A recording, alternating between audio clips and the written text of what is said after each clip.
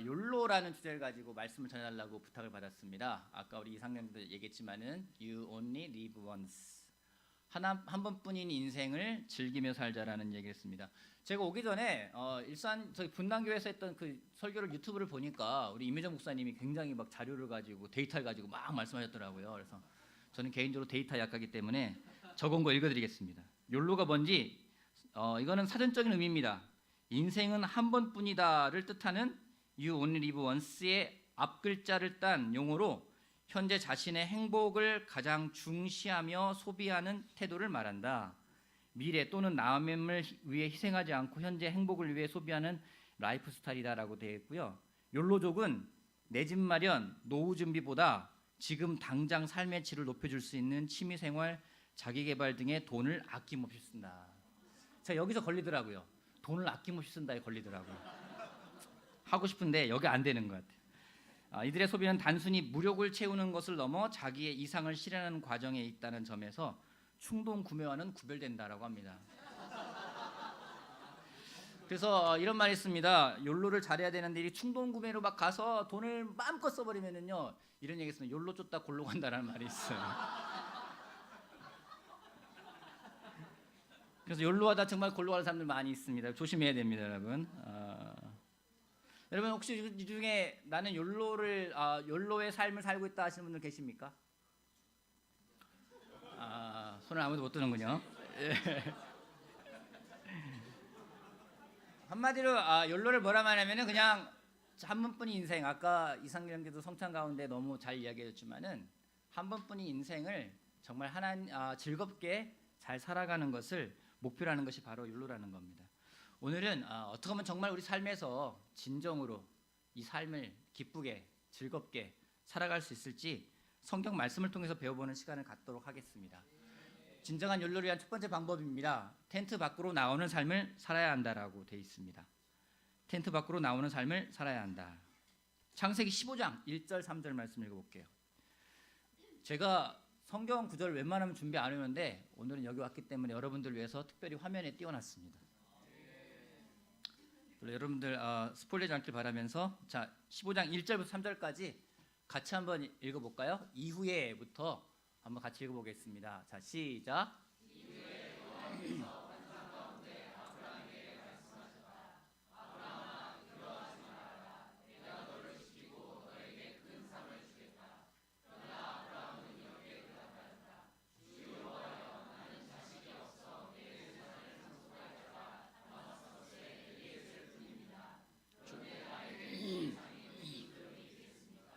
주께서 나에게 자식을 주시지 않았으므로 내 집안의 종이 내 상속자가 될 것입니다.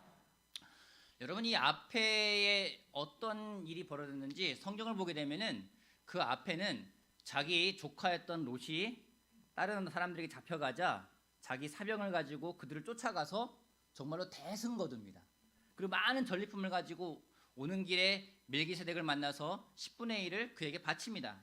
최근에 이게 아마 11조의 근거라고 생각하는데 바치고 아주 놀라운 승리를 경험했어요. 그 이후에 하나님께서 환상 가운데 아브라함에게 나타나서 말씀을 하고 계십니다. 아브라함아 두려워하지 말아라. 내가 너를 지키고 너에게 큰 상을 주겠다. 여러분 오늘 밤에 하나님이 나타나가지고 여러분에게 말씀하십니다. 두려워하지 말아라. 내가 너에게 큰 상을 주겠다. 여러분 이렇게 말씀하시면 여러분들은 뭐라 하시겠습니까? 그쵸? 아멘 하고 반응할 겁니다. 근데 아브라함의 반응은 너무 달라요. 그러나 아브라함은 이렇게 대답하였다. 주 여호와여 나는 자식이 없습니다. 내 자신을 상속해 줄 자식이 없습니다. 저 종의 아들인 엘리에셀 뿐이니 나에게 그런 상을 주신다는데 무슨 소용이 있겠습니까? 참 놀라운 반응을 하고 있어요. 하나님은 축복해 주고 상을 주겠다고 하는데 그 상 필요 없다고 하는 거예요. 우리가 이렇게 반응할 때가 참 많이 있습니다. 하나님은 우리에게 주고자 하는 것 정말 많이 있는데 우리가 쉽게 우리의 필요에 빠져버립니다. 세상을 살아가면서 하나님의 음성을 듣지 못할 때가 참 많이 있습니다.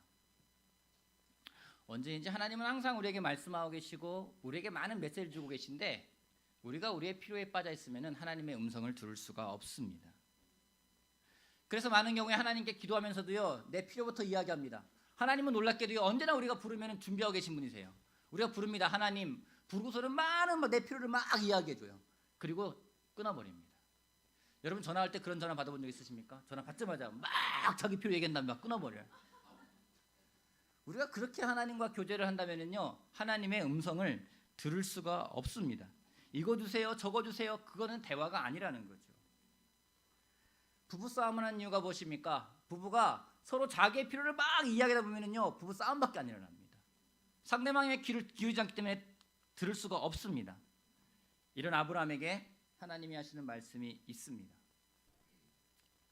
같이 읽어볼까요? 그때 여호와께서, 자 시작. 그때 여호와께서 그 사람은 내 상속자가 되지 않을 것이며 내 몸에서 태어날 자가 내 상속자가 될 것이다 하시고 그를 데리고 밖으로 나가서 이렇게 말씀하셨다. 하늘을 쳐다보고 별을 세어 보아라.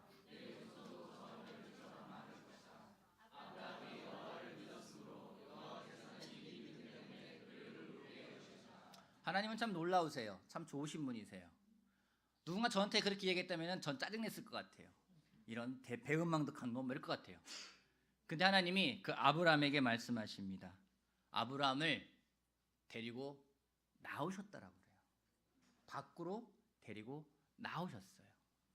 그 얘기는 뭔지 환상 가운데 하나님이 나타나셨는데 아마 텐트 안에 아브라함이 있었던 것 같아요. 그 텐트 안에 있는 아브라함을 데리고 나오십니다. 밖으로 나온 다음에 하나님이 만든 것들을 보여줍니다. 여러분, 우리가 텐트 안에 살아가는 경우가 참 많이 있습니다. 나의 필요의 텐트, 나의 문제의 텐트, 나의 염려의 텐트.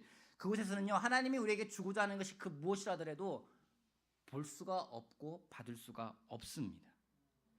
내 필요 속에서는 아무것도 보이지가 않습니다. 얼마 전 미국의 서부 지역의 목회자 모임을 참석하고 다른 목사님들은 다 들어오셨는데 저는 한 열흘 정도 그 얼바인에 머물 수 있는 기회가 있었습니다. 근데 박조 장로님이 열흘 동안 저를 데리고 무엇을 하실까 저 궁금했는데 박조 장로님이 하루는 저를 데리고 자신이 기도하는 곳이라고 하면서 저를 데리고 가셨어요. 몇 군데 데려가셨는데 첫 번째는 크리스탈 코브라는 굉장히 아름다운 바닷가였습니다. 웬일로 저한테 점심을 사주시면서 잘 먹으래요. 많이 걸어야 되니까 잘 먹으래요. 그래서 뭐 걷는 건 자신 있으니까 얼마나 걸을까 하고 생각했는데 점심을 먹고 이제 바닷가를 같이 걸었습니다. 거닐면서 뭐 이 얘기도 하고 저 얘기도 하고 그러는데 이제 기도를 시작을 했어요. 기도를 하는데 참 장로님이라 그런지 되게 막 자연에 찬양을 하고 놀라운 기도를 하시는 거예요. 저 파도를 봐라 얼마나 놀랍니, 저 바다를 봐라 얼마나 놀랍니 막 이러는데 처음에는 막 하나님 찬양하는데 제 마음속에 솔직히 들어왔던 마음은 뭔지 아십니까? 너무 가식적인 거 아니야? 근데 점점 시간이 지나면서요, 정말 그거 하나하나를 바라보니까 놀라지 않을 수가 없어요. 바닷물이 정말 끊임없이 들어왔다가 나갔다가 끊임없이 들어왔다 나갔다 그럽니다. 그 바다 안에 얼마나 많은 물고기가 살겠습니까? 그걸 먹이지도 않는데요, 다 알아서 먹고 삽니다. 갈매기가 날아다녔거든요. 우리 갈매기 키우려고 얼마나 어렵겠어요. 우리 키우지도 않는데 먹을 주지도 않는데 다 알아서 큽니다. 주변에 떨어지는 노을도 너무나 예뻤고 모래도 너무 예뻤고 그렇게 정말로 정신없이 걸었습니다. 나중에 장모님 그랬는데 너 한 8마일 걸었다, 한 13km 걸었다고 하더라고요. 정신없이 그렇게 했는데 한 서너 시간이 금방 지나갔어요. 언제 시간이 지날지 모를 정도로 그렇게 시간이 금방 지나갔습니다. 그 다음에 한 번 더 어떤 들로 가서 저를 보여주면서 같이 기도하자고 하시면 똑같아요. 하나님 이 풀들이 이렇게 있는 게 얼마나 예쁜지. 처음에는 저도 똑같은 마음이 들어요. 풀이 뭐가 예뻐. 그런데 풀들이 어울리는 게 너무 예쁘고 저게 뛰어노는 들짐승이 너무 예쁘고 아름답고 하나님을 막 찬양하는데 나중에 그렇게 기도하니까요, 정말 너무 놀라운 거예요. 제 문제 속에서, 제 염려 속에서, 고민 속에서 기도할 때는요, 하나 아름답지가 않아요. 무작정 걷기 걸었는데 내가 뭘 보면 걸은지도 몰라요. 근데 정말로 하나님 만들어 놓은 걸 보면서 하나씩 하나씩 기도하기 시작할 때 그 기쁨은 이루 말할 수가 없었습니다. 그때부터는 남아있는 시간 동안에 혼자 막 돌아다니기 시작했어요. 여기 가도 예쁘고 저기 가도 예쁘고 그런 마음을 가지고 제가 일산에 왔습니다. 일산에 와서 보니까 또 너무 예쁜 거예요. 하루는 기도를 하는데 그 추운 아침이었는데 오리가 냇가에 떠 있는 거거든요. 참 신기했어요. 하나님, 쟤는 저렇게 입고도 안 추운가 봐요.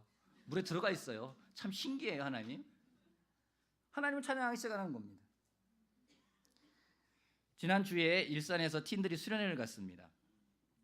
바베큐를 해달라는데 도와주러 가는데 한 형제랑 같이 이동을 했어요. 저희 동네 살아가지고 한 차로 이동하는데 날씨가 지난주에 너무 좋았거든요. 정말 좋아가지고 미세먼지도 없고 좋았어요. 그래서 저 멀리 일산에서는, 저희 동네에서는 가장 잘 보이는 아주 유명 명소가 있습니다. 북한산입니다. 북한산이 눈에 딱 들어와요. 그래서 그 친구랑 같이 가는데 그 친구가 저한테 막 걱정거리 이야기하기 시작을 해요. 딸이 중학교 2학년인데 너무 힘들다. 뭐 그 마음 충분히 이해하죠. 그래서 제가 야 같이 기도하면서 가자. 너무 놀랍지 않냐? 저 산을 봐. 너무 예쁘지 않아? 그런데 귀에 안 들어오는 거예요. 뭐 애 때문에 아내가 너무 힘들어하고 아내가 힘드니까 자기가 힘들고 막 그 얘기만 하는 거예요. 그래서 저는 가면서도 야 정말 어떻게 하늘이 저렇게 파랄 수가 있냐? 그 친구가 하나 반응 안 하는 거예요. 계속 가면서 근데 형님 뭐 제가 뭐 어떻게 해야 되겠습니까? 막 그 얘기만 하는 거예요. 그래서 야 그냥 즐겨. 얼마나 예뻐 멋있잖아. 그럼 저는 뭐 찬양하기 시작한 거예요. 하나님 어떻게 북한산은 매년 변함없이 저렇게 서 있을까요? 너무 놀랍지 않나요? 근데 그 친구 귀에는 하나 안 들어오는 거예요. 여러분 우리의 텐트 안에 갇혀서는 하나님이 정말 우리에게 주고자 하는 삶을 살 수가 없습니다. 오늘 여러분은 무엇을 보고 계십니까? 문제 밖으로 나가서 그 모든 것들 만드신 하나님을 볼 때 저는 믿습니다. 우리한테 믿음이 생길 겁니다. 아브라함이 믿음이 생긴 거는요, 하나님이 그의 기도를 들어줬기 때문이 아니었었어요. 하나님이 그에게 데리고 나가서 보였습니다. 저 바닷가의 모래알을 봐라. 저 밤하늘의 별을 봐라. 저거 누가 만들었니? 너의 자손이 저만큼 많아질 거야. 그때 아브라함이 믿었다고 이야기했습니다. 그 믿음 때문에 아브라함을 의롭게 여기셨다고 합니다. 하나님이 만든 걸 보면서 하나님을 믿을 수 있는 사람이요. 그 삶을 살아갈 때 저는 진정으로 삶에 욜로라는 걸 경험하게 될 거라 저는 확신합니다. 텐트 밖으로 나와야 됩니다. 텐트 밖으로 나가는 삶이 바로 진정한 욜로의 삶이라고 생각을 합니다. 여러분 이 사진이 있어요. 얼마 전에 보이저 1호라는 그 탐사선이 드디어 태양계를 떠났다고 합니다. 태양계를 벗어나서 태양계권 밖으로 나갔다고 그래요. 그 태양계권 밖으로 나가면서 수금지와 목토 천의 명왕성쯤에 갔을 때 이렇게 카메라를 돌려가지고 지구를 찍었다고 합니다. 여러분 명왕성에서 보는 지구 모습이 어땠을 것 같아요? 너무 놀랍지 않습니까? 그걸 찍어냈는데 볼까요? 자 이래요. 보이십니까? 자, 좀 더 확대해 드릴게요. 제가 여기 있어요. 여러분 우리가 여기 살아요. 저 안에서 아웅다웅하고 저 안에서 갈등하고 저 안에서 누가 더 많네 없네 그 이야기하면서 저 안에서 아웅다웅 살아가고 있습니다. 그냥 여기가 전부인 것 같아요. 내가 보는 게 세상의 전부인 것 같아요. 하지만 하나님이 만든 우주에 비하면은요 아주 눈에 보이지도 않는다는 거죠. 놀랍게도 저 안에 살아가는 우리들 한 명 한 명을 하나님이 보고 계십니다. 그 하나님 만든 걸 보면서 우리가 믿음을 키워갈 때 하나님은 또한 약속을 하셨습니다. 내가 너에게 정말 복을 더해주겠다고 말씀하셨습니다. 오늘 여러분들은 어디에 살고 계십니까? 텐트 안에 살고 계십니까? 아니면 텐트 밖으로 나와서 하나님 만든 걸 보며 찬양하고 있습니까? 저는 여러분 모두가 텐트 밖으로 나오는 삶을 살기를 바랍니다. 아멘. 두 번째요. 주님과 함께한 삶을 살아야 합니다. 이 부분은 특별히 제자들을 위해서 제가 드리고 싶은 말씀입니다. 세상에서 가장 욜로의 삶을 잘 살았던 사람을 꼽으라면은 저는 단언컨대 예수님을 꼽고 싶습니다. 왠지 아십니까? 당시에 바리새파 사람들은요 예수님에 대해 별명을 지어줬어요. 뭐라고 지었는지 아십니까? 맞아요. 한마디로 파티맨. 놀고 먹기를 좋아하는 사람. 예수님은요 모든 잔치에 참석했어요. 그게 뭐 가나안의 혼인잔치든 세리들의 잔치든 모든 잔치에 참석하셔가지고 놀고 먹으셨어요. 그러다 보니까 예수님에 대해서 저 사람은 먹고 마시기를 좋아하는 사람이다라는 평을 붙일 정도였었습니다. 참 놀라운 사람 아닙니까? 우리가 부러워하는 사람 아닙니까?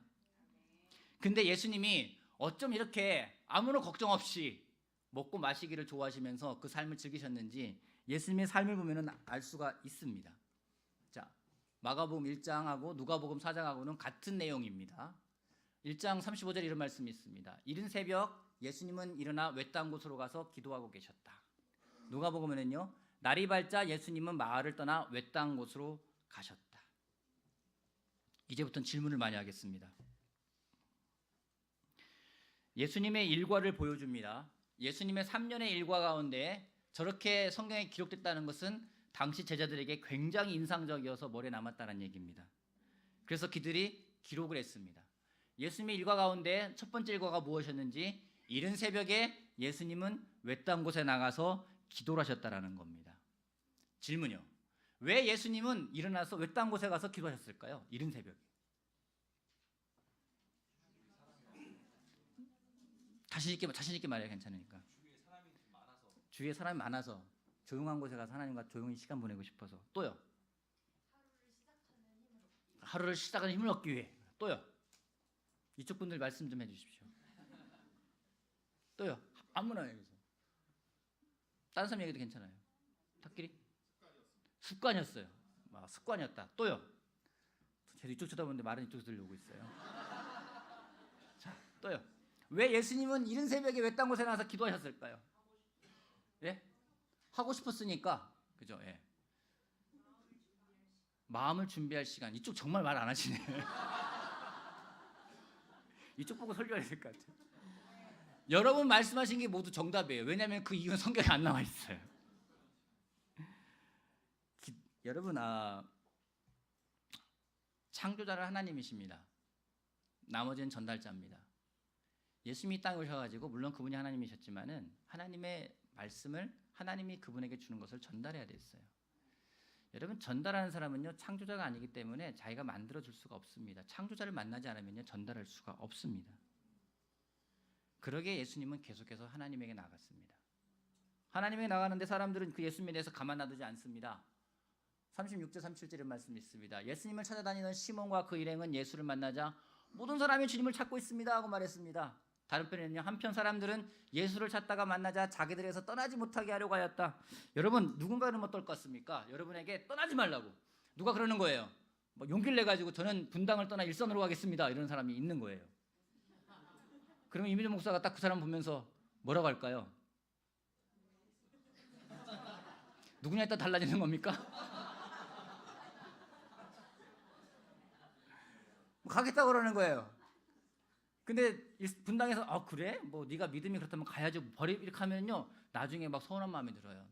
나를 잡지 않았네 뭐하네. 근데 가려고 하는데 야 네가 없으면 어떡하니 큰일이다.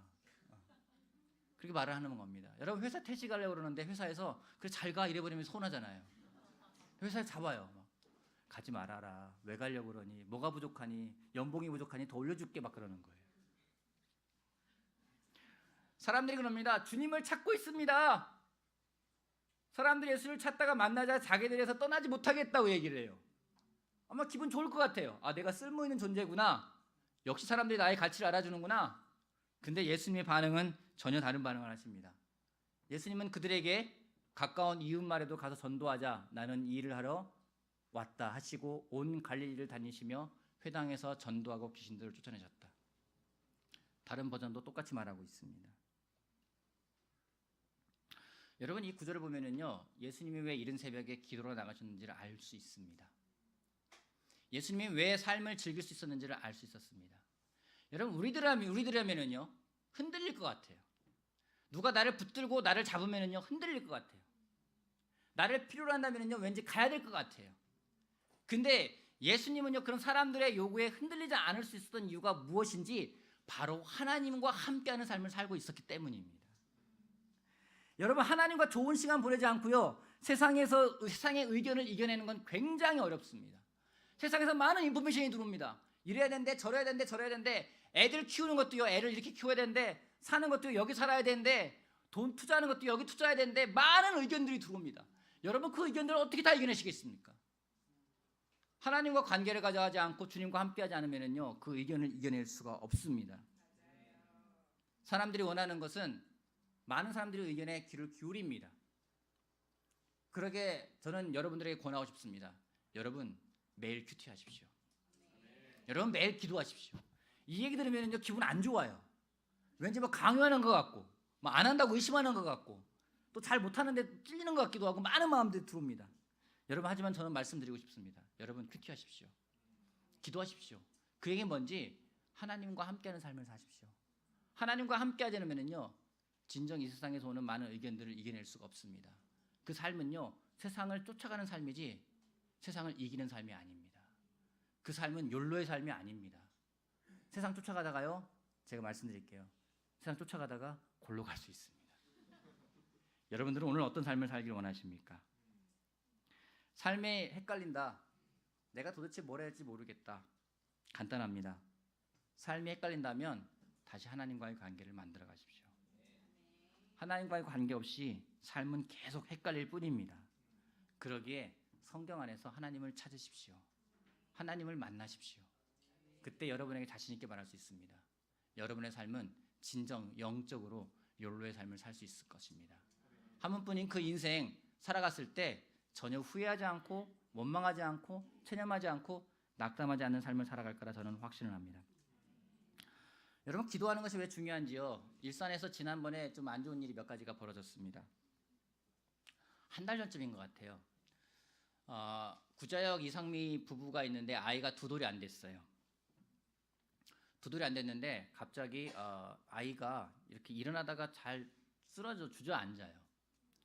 그래서 뭐 여기 고관절염인가 보다 하고 좀 내비뒀는데 나중에 병원에 가니까 이제 엑스레이를 찍고 MRI를 찍어보자고 했습니다. MRI를 찍어보니까 1년에 10만 명 가운데 0.7명 소아 청소년 아이들 가운데 1년에 거의 발병하지 않는다는 병이라 보는 거죠. 급성 파종성 뇌촉수염이라는 뭐 굉장히 희귀병이에요. 그 병에 걸렸어요. 그 부부를 잘 아는데 그 부부가 저는 그렇게 우는 걸 처음 봤습니다. 같이 기도하자고 해도 기도하지 못할 정도고 말씀을 보여도 말씀을 읽지 못할 정도고 그냥 아이에 대해서 두 돌도 안 됐는데 그 아이가 쓰러지고 병원에 입원해가지고 그 아이에 대해서 어떻게 될지 몰라가지고 망연자실해 있었습니다. 기도를 하면서 그 줄을 월요일 내렸는데 갑자기 수요일은 저희 교회를 떠난 한 형제가 있는데 그 와이프는 계속 교회 다니고 있고요.